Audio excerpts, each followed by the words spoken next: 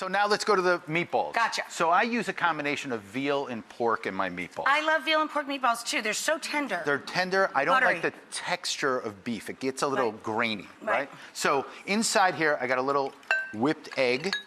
Can you chop that oregano from? They told me Sure, to put babe. you to work a little bit, so I know you're I work clearly. enough, kids. If you're You're watching. not afraid. You're not Yeah. afraid. So egg, I got a little crushed red pepper inside there. Right. I have toasted fennel seeds, which you could either crush or you can keep whole. Yeah, I love add fennel a little in bit in there. meatballs. Yep. I have pecorino cheese. I have some Parmesan cheese.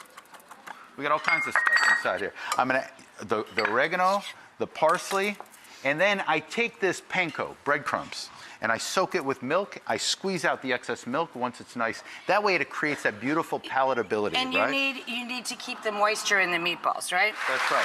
So you mix that up. Mixity. You use a scoop, You right? scoop it out. So then we take these meatballs and we bring them back over here and we're gonna fry them up in this olive oil, right? Now you could do, I happen to like oil, or sometimes I use a cast iron pan and I do butter and oil, but it's very important to me to get that crispy exterior. You want a little crust. So once we fry these up, Right. and they're nice and brown on the exterior, we're gonna take them to the oven and cook them for about 20 minutes at Let them about finish cooking through. 350 or so. All right, so once they're finished cooking, 30 minutes, depending on the size of the meatball, we're gonna take these bad boys and put them back in the sauce and let them cook and stew. Stew in the sauce. So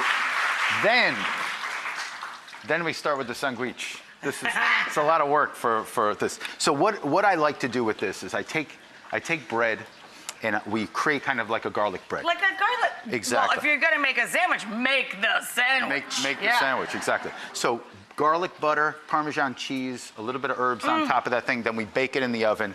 Then And it sets the cheese into the nice crusty roll. that's exactly. Oh. And then you add, and this is kind of very Philly, very East Coast. You know, I'm from Waterbury, Connecticut. That's my Right. hometown.